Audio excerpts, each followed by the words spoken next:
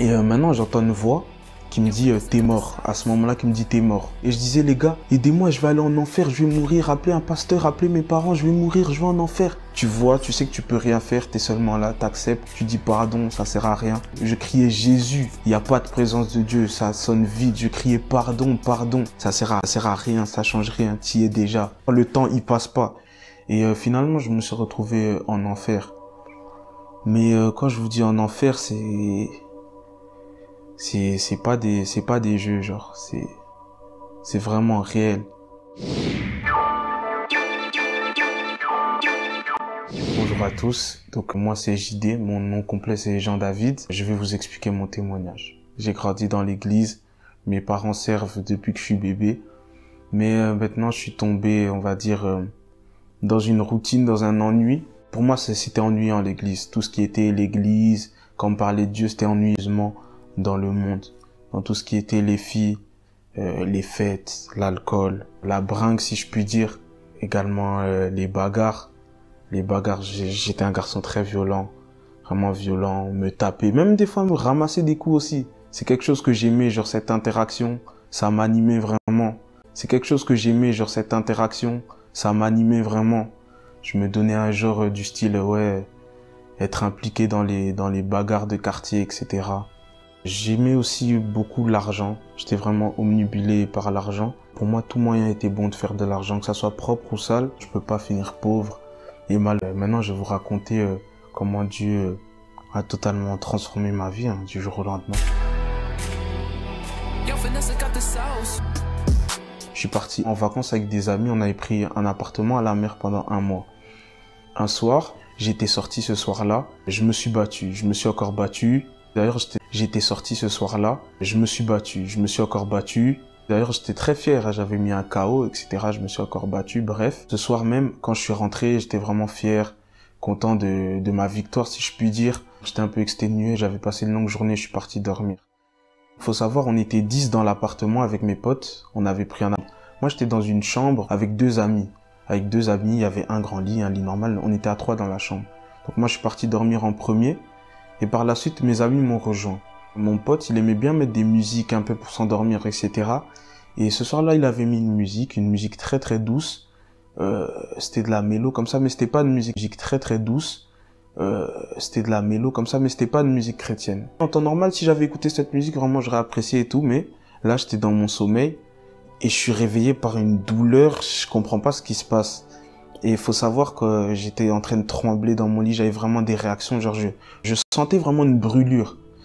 Ils rigolaient un peu, ils étaient 2, hein. Et je lui dis, s'il te plaît, coupe la musique. Et lui, il a pris ça à la légère, il a baissé le son un peu, il a pas vraiment coupé. Donc moi, du coup, j'essaie de boucher mes oreilles. Et là, la musique me traverse, genre la musique me traverse, c'était une brûlure, des ondes bizarres. Et je continuais à trembler, je continuais vraiment à trembler. J'ai commencé à crier, je lui ai dit coupe la musique. Frérot, il se passe vraiment quelque chose de bizarre. Et maintenant, j'entends une voix qui me dit t'es mort. À ce moment-là, qui me dit t'es mort. Donc moi, je comprends pas, pris de panique. Je commence à me lever, m'habiller. Je dis je peux pas rester ici, je dois partir. Parce que je sentais cette douleur, et j'ai commencé à dire à mes potes. Donc il y avait avec moi mon pote chrétien et mon pote musulman. J'ai dit ouais, priez pour moi les gars, priez pour moi. Je sais pas ce qui se passe, mais priez pour moi, appelez un pasteur, appelez mes parents, mais priez pour moi. Et du coup mon pote chrétien qui était avec moi qui a mis la musique, il a pas vraiment fait attention. Mon pote musulman, il s'est vraiment mis à prier, il faisait ses prières du coup en arabe, etc. Et maintenant j'entends cette même voix qui est mort, qui m'a dit t'es mort, qui se moque de mon pote et qui dit ah inconscient, tu pries la mauvaise personne. Et à ce moment-là, du coup, moi j'ai vraiment paniqué et je me rapproche de lui, je dis frère arrête, je dis frérot arrête. Et lui il pensait que je sais pas, il me délivrait, donc ça veut dire qu'il parlait encore plus fort. Et à ce moment-là, il m'est arrivé vraiment quelque chose de fou. J'étais là et je me suis vu moi-même, mais en train de flotter, moi-même devant moi. Donc ça veut dire que je me voyais 2 fois. Et à ce moment-là, je suis devenu, mais quand je vous dis complètement hystérique, j'étais fou. J'ai commencé à crier, sauter. J'essayais de courir, en fait, comme si je courais après moi-même. Et Et quand j'étais dans cet état-là, faut savoir que j'ai pris conscience de vraiment toute la vie. Je sais pas comment ça se fait, mais je savais tout. Et je disais, les gars, aidez-moi, je vais aller en enfer, je vais mourir, appelez un pasteur, appelez mes parents, je vais mourir, je vais en enfer. Et je courais après moi-même. Et mes potes, ils me contiennent, ils essayaient de me tenir parce que je sautais vraiment, je renversais tout dans l'appartement. Et ils me tiennent, et je dis, les gars, s'il vous plaît, tenez-moi, tenez-moi, tenez-moi. Ils disent, on tient, qu'est-ce qui se passe et tout? Je dis, tenez-moi. Et après, je dis, les gars, c'est trop tard, c'est fini pour moi, je vais aller en enfer. Donc, je vois mes potes me tenir de moins en moins, parce que je me sens tout simplement descendre. Jusqu'à ce qu'il soit là qui s'est moqué de moi, m'a dit, je t'avais dit, tu es mort, ça servait à rien de te débattre. Et je me vois en train de voler. Et on me dit, tu vois. Et après, je me vois en train de me battre. On me dit, tu vois. Et en fait, j'ai vu une série de choses que j'ai fait dans ma vie, de mal. Et à chaque fois, on me disait, tu vois, tu vois, tu vois, tu vois, tu vois. Il faut savoir que quand j'étais dans cet état-là, bon, comme je vous ai dit, je savais tout, je comprenais tout. Donc ça veut dire, j'avais pris conscience du bien, du mal. J'avais pris conscience que le paradis, l'enfer existait. J'avais pris conscience de tout, de toute la vie. Et maintenant, j'entends orateur, orateur, orateur, orateur. J'entends ça plusieurs fois. Je me vois orateur, orateur. J'entends ça plusieurs fois. Je me vois en même temps prêcher parler devant des foules, devant des gens. Et les gens qui m'écoutaient étaient touchés par ce que je disais. Et après, on me dit orateur. Cette même voix, orateur, orateur, en boucle. Et il me dit, orateur, c'était ça ta destinée. Et t'es passé à côté. Bon, j'avais des problèmes un peu pour parler. J'ai parlé un peu tard, puis après je buguais, je parlais lentement. J'avais des problèmes en général pour m'exprimer quand j'étais très petit. Et cette voix-là me dit, tu vois, quand t'étais petit, en fait, ça, c'était des attaques. C'était des attaques parce que c'est avec ta voix que t'étais censé rentrer dans ta destinée. Parce que c'est avec ta voix que t'étais censé rentrer dans ta destinée. Mais toi, avec ta voix, tu préférais faire du rap mondain. Tu préférais escroquer les gens. Tu préférais baratiner les filles. Et bref, moi, j'étais comme ça. Donc, t'étais en train de chuter. Tu vois, tu sais que tu peux rien faire. T'es seulement là, t'acceptes, ça sert à rien. Je me suis retrouvé devant une très grande porte. J'étais devant, j'attendais, mais cette porte-là, je l'ai pas passée. Et finalement, je me suis retrouvé en enfer. Mais quand je vous dis en enfer, c'est pas des jeux, genre. C'est vraiment réel. Donc, ça veut dire que c'est vraiment réel. Donc, ça veut dire que souffrance. Mais non, le mot douleur, le mot souffrance, ça peut même pas qualifier l'enfer. C'est trop. C'est trop. Je criais Jésus. Il n'y a pas de présence de Dieu. Ça sonne vide. Je criais pardon, pardon. Ça se passe pas. 1 seconde, 2 secondes. Comme là, je suis avec vous, je parle. Le temps ne passe pas. Tu peux pas compter les secondes. 1 seconde, peut-être c'est 100 ans. Il n'y a pas de temps. Et donc, j'étais là. J'étais en train de souffrir, je criais, j'avais des ondes bizarres, j'implosais, je comprenais pas. En fait, c'était mon âme, mais je comprenais vraiment pas, c'était une douleur inqualifiable.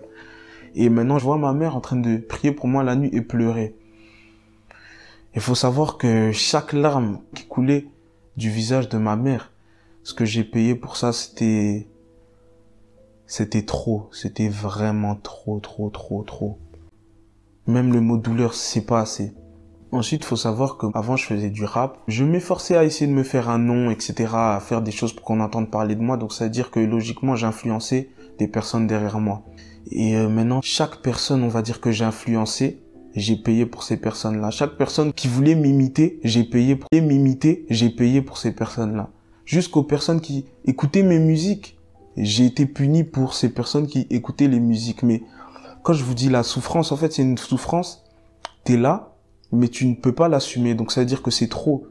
T'es là, parce que tu peux pas t'échapper, mais t'es en saturation, c'est impossible. Ce n'est pas fait pour les hommes.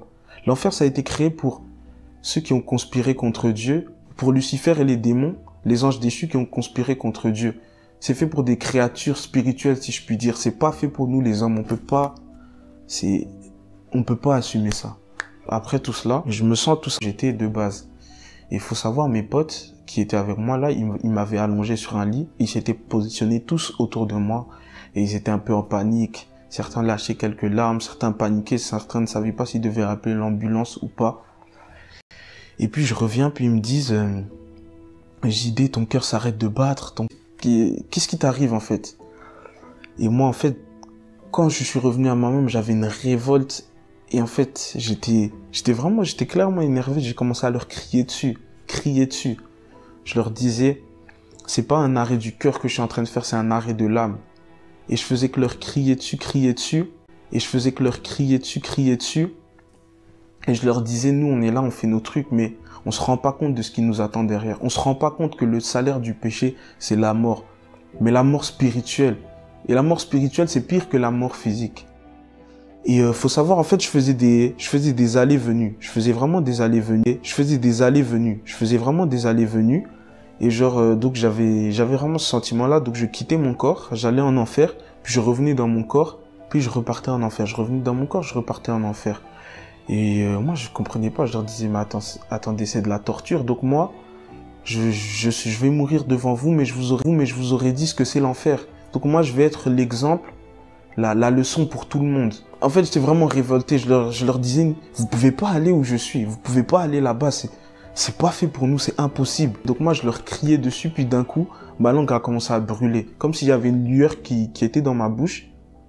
Et ça, tout seul. C'est pas moi qui parlais. Et ils m'ont dit qu'apparemment, ce que je leur disais, c'est que je prêchais. Je les exhortais. Moi, j'étais un type, je lisais pas la Bible. Je lisais très rarement la Bible, même si je l'ai jamais lu de ma vie avant.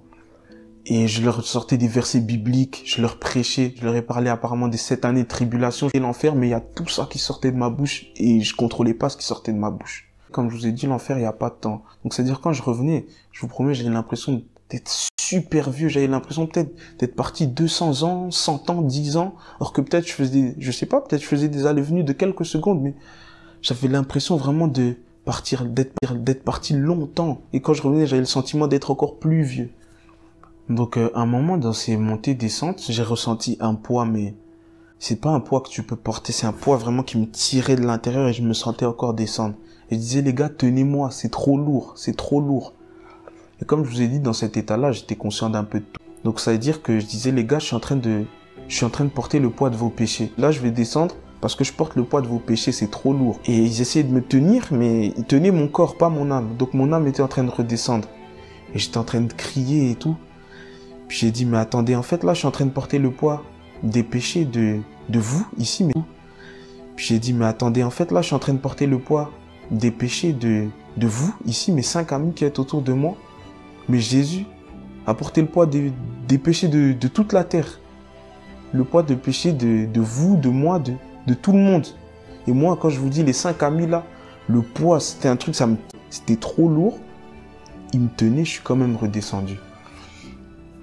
Et quand je suis redescendu, je pense pour la dernière fois, je vois mon pote tout simplement en train de faire des bêtises.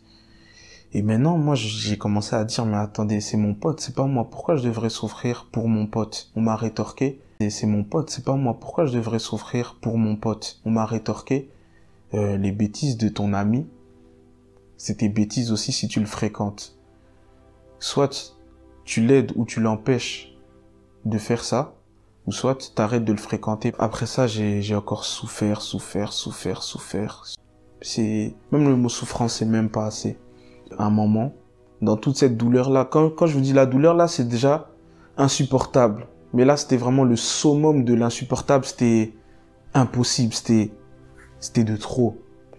Et comme je vous ai dit, je savais tout. Et quand j'ai ressenti cette douleur-là, cette implosion, cette explosion, ces vibrations bizarres, c'était vraiment de trop. Et en fait, c'était la souffrance tout simplement d'un homme de Dieu qui finit en enfer. Et c'était la pire de tout ce que j'ai déjà vécu avant, c'était la pire de toutes. Et après cette phase-là, par terre, sur un sol, si je puis dire, pas vraiment blanc, mais c'était une matière assez, ça m'avait l'air propre, très luxueux. Après, c'est une matière que j'ai jamais vue dans ma vie. Je me lève et je vois devant moi comme des gardes en V comme ça, en V. Et des gardes grands, mais vraiment tellement grands que limite j'arrivais pas à voir leur visage. Je voyais le bas de leur corps, si je puis dire. Et maintenant, au coin de ce V là, au coin du V, il y a une grosse présence comme ça qui est arrivée. Une grosse lumière. Dès que j'ai senti ça, je me suis allongé par terre. Je me suis vraiment mis comme ça, par terre. comme un réflexe, je me suis mis comme ça par terre, je sais pas pourquoi. Et quand j'ai senti cette lueur, cette puissance, en fait, j'ai jamais ressenti ça dans ma vie, j'ai jamais... Faut savoir, moi, je me battais, je tapais des gens, je me sentais un peu invincible. Je ne me suis jamais senti aussi faible je ne me suis jamais senti aussi faible de ma vie. Jamais. Quand j'ai senti cette puissance-là, je me suis dit, mais en fait, je suis moins qu'un insecte, je suis une poussière. Cette puissance-là, même comme ça, un souffle, il y a plus de planétaire, c'était trop puissant, je me suis jamais senti aussi, je me suis jamais senti aussi vulnérable de ma vie. Et genre, j'étais tétanisé, j'avais vraiment peur. Enfin, c'était pas vraiment de la peur, c'était de la crainte, j'étais tétanisé, je bougeais pas. Déjà, je n'arrivais pas à bouger, j'arrivais pas à lever la tête et j'étais conscient que si je levais la tête, j'arrivais à regarder ça de mes yeux, j'allais complètement me faire désintégrer, c'était trop puissant, je pouvais pas aller en enfer. Pardon, pardon. Et je m'exprimais en fait, faut savoir, je m'exprimais un peu avec l'argot. J'étais un peu trop à l'aise quand je parlais, je m'exprimais un peu en argot, des langages de jeunes, etc. Et maintenant, cette puissance-là, Dieu, tout simplement m'a dit, est-ce que tu sais à qui tu parles? Est-ce que tu sais à qui tu parles? Quand il a dit ça d'une grosse voix, c'était pas une voix énervée ou quoi, c'était une voix autoritaire. On m'a dit, est-ce que tu sais à qui tu parles?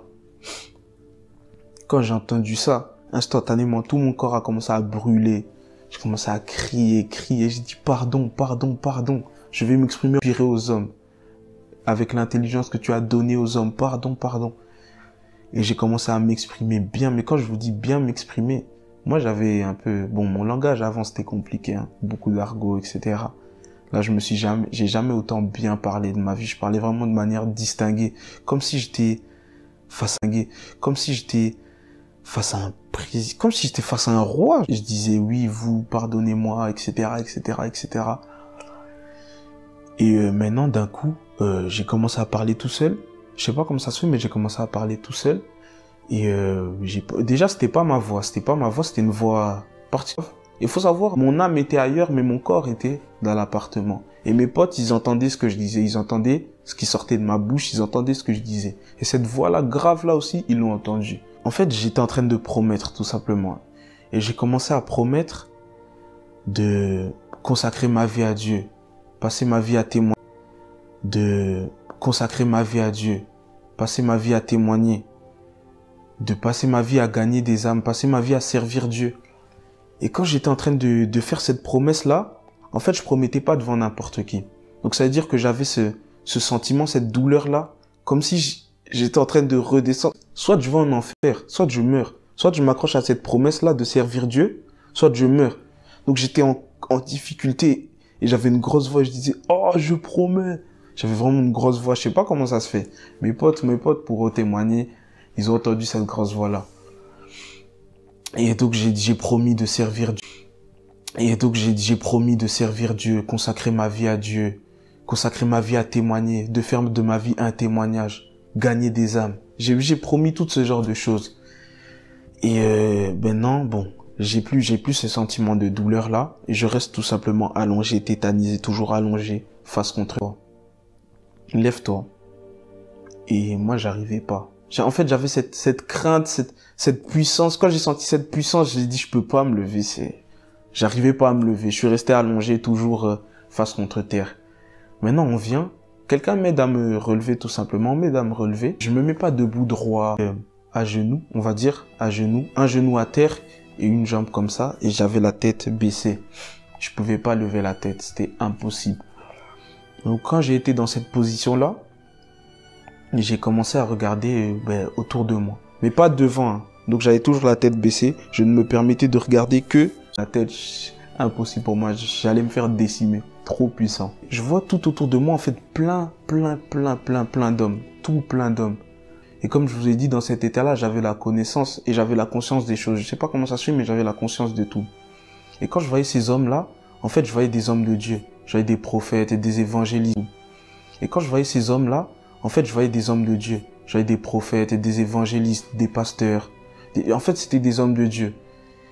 Et ils étaient aussi dans la même position que moi, donc un genou à terre et la tête baissée. Ils avaient sur eux une sorte si je puis dire, une couverture, comme une fourrure sur eux, sur leur dos.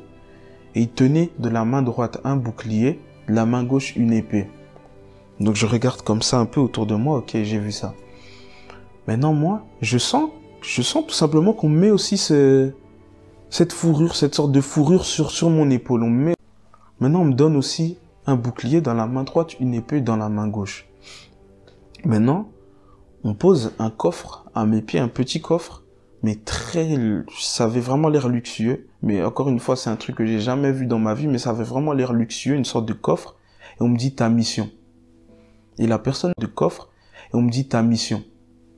Et la personne là, quand elle a posé le coffre, quand elle a lâché le coffre, j'ai regardé à ses mains, et je vois en fait un trou ici et un trou ici. Ses deux mains étaient trouées. Je commence à réaliser que quelqu'un qui a les mains trouées dans ce genre de situation, ben c'est Jésus. Donc je commence vraiment à réaliser ce qui se passe. Et donc toujours la tête baissée.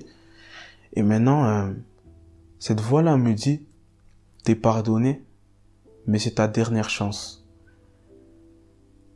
Et il faut savoir que moi, en fait, j'étais un garçon vraiment entêté. J'avais déjà eu des avertissements, si je puis dire, réels de Dieu dans ma vie, que j'ai jamais pris en considération. Et aussi, j'étais un garçon assez tumultueux, turbulent. Donc, c'est-à-dire que j'ai mis vraiment ma vie en péril beaucoup de fois. Ceux qui me connaissent vraiment, qui marchaient avec moi, qui ont fait toutes les bêtises avec moi, savent que j'ai peut-être failli mourir plus de 10 fois dans ma vie. Maintenant, cette voix-là me dit, t'es pardonné, mais c'est ta dernière chance. Donc moi, quand j'entends ça, logiquement, c'est pas quelque chose à prendre à la légère. Vraiment pas à prendre à la légère. Après ça, tout simplement, je me sens en fait revenir dans mon corps, revenir à moi-même. Et quand j'étais en train de revenir, j'entends vraiment plein de choses. Il y avait vraiment beaucoup de choses qui défilaient dans mes oreilles, dans ma tête. Il y avait trop de choses qui défilaient. J'entendais plein de choses. Et j'ai notamment entendu la voix du début, qui se moquait de moi, qui m'a dit t'es mort, qui criait, qui disait non, il en sait trop. Il mérite pas le pardon. C'est un pécheur, il en sait trop. Beaucoup de choses. Et maintenant, je suis vraiment revenu vraiment dans mon corps. Et j'étais vraiment en sueur. Mon cœur battait vite. Je vois mes potes allongés autour de moi. Ils m'avaient allongé dans le lit. Il y en avait certains qui pleuraient, certains qui stressaient, certains qui... Et quand je suis revenu, j'ai dit, quelle grâce. Et j'étais en boucle, je faisais que dire, quelle grâce. Et après, je leur disais, les gars, en fait, quand j'ai réalisé tout ce qui se passait, je disais, ah, mais attends, là, vous êtes que 6. Parce que je voyais qu'ils ont été touchés par ce qui m'est arrivé. Je dis, attends, donc là, je dois beaucoup plus impacter, je dois partir d'ici, je dois évangéliser toute la terre. Je me rappelle, j'avais dit ça, je dois évangéliser toute la terre. C'était vraiment, j'avais ce feu, je disais, non, je dois gagner des âmes, les gens ne peuvent pas vivre l'enfer. Même l'enfer, c'est pas quelque chose de souhaitable, même à son pire ennemi. Donc je disais, non, je dois évangéliser, je dois pas rester ici, etc. Je dois pas rester ici, etc. Après, je leur ai dit, les gars, à partir d'aujourd'hui, ma vie a changé. Ma vie va changer. Il faut savoir, moi, quand je faisais du rap, bon, j'avais mon nom de rappeur, etc. et tout. Mais ce nom-là, on m'a appelé par ce nom-là, on m'a dit, ce nom-là, oublie-le. L'ancien personnage que tu étais, oublie-le, il n'existe plus. Et après, moi, je lui ai dit, bon, les gars, le personnage là, il n'existe plus. Moi, maintenant, je suis un homme de Dieu, etc. Et maintenant, l'après, c'est que je suis incroyablement reconnaissant envers Dieu. Déjà de m'avoir fait la grâce de pouvoir expérimenter ça, même si c'était très difficile. De m'avoir permis tout simplement de voir, en fait, ce qui m'attendait si j'étais mort avec le train de vie que je menais. Donc avec la vie d'avant, les sorties, si j'étais mort dans cette vie-là, en fait, j'ai pu voir ce qui m'attendait après. Et j'ai réalisé tout simplement que tout ça, c'est vraiment éphémère. L'argent, je courais vraiment derrière l'argent. J'ai réalisé, l'argent, tu vas pas l'emmener. Après ta mort, l'argent, tu vas le laisser ici. Les filles, tous les plaisirs de ce monde derrière lesquels je courais, j'ai réalisé qu'en fait, c'était des plaisirs éphémères et qui me mèneraient tout simplement à ma perte. Et vraiment, je rends grâce à Dieu de m'avoir fait cette grâce et d'être ici, là, pour en témoigner. Et je tiens à parler à toi qui regarde cette vidéo. Je voudrais dire que c'est très important et qu'il faut qu'on prenne conscience que c'est réel. Moi qui croyais pas vraiment à ces histoires-là, bon, j'entendais ça de loin, Je pouvais entendre des témoignages comme ça via mes parents, mais pour moi, c'était du blabla, tout ça. Mais Dieu m'a arrivé à moi-même, donc je peux plus nier. Le monde spirituel existe. La vie après la mort existe. L'enfer existe. Le paradis existe. Et on a les cartes en main, en fait. Tant qu'on est en vie, sur cette terre, on a les cartes en main. C'est à nous de préparer notre destinée, tout simplement. Maintenant, à toi qui regardes cette vidéo, ne te sens tard. Dieu est un Dieu d'amour. Il a déjà payé à la croix pour tes péchés, pour mes péchés. Il n'est jamais trop tard pour revenir à lui et pour te repentir. Je t'invite, à toi qui regardes cette vidéo, à faire cette prière avec moi. Seigneur Jésus, tu connais mon cœur, Seigneur Jésus. Tu vois ma vie. Tu connais mon cœur, Seigneur Jésus. Tu vois ma vie. Tu connais ma situation. Seigneur, aide-moi tout simplement à pouvoir arriver au but, arriver là où tu m'attends, pouvoir rentrer dans ma destinée. Aide-moi, Seigneur, à ne pas tout simplement rater le coche, finir en enfer. Mais aide-moi, Seigneur, à accomplir ce que tu attends de moi pour pouvoir te rendre fier et dégager un bon parfum. C'est en ton nom que j'ai ainsi prié. Amen. Merci de m'avoir écouté et soyez bénis. Voici, je viens bientôt, et ma rétribution est avec moi, pour rendre à chacun selon ce qu'est son œuvre. Je suis l'alpha et l'oméga, le premier et le dernier, le commencement et la fin. Heureux ceux qui lavent leurs robes, afin d'avoir droit à l'arbre de vie, et d'entrer par les portes dans la ville. Que celui qui a des oreilles pour entendre, entende. Le Seigneur Jésus-Christ revient très bientôt.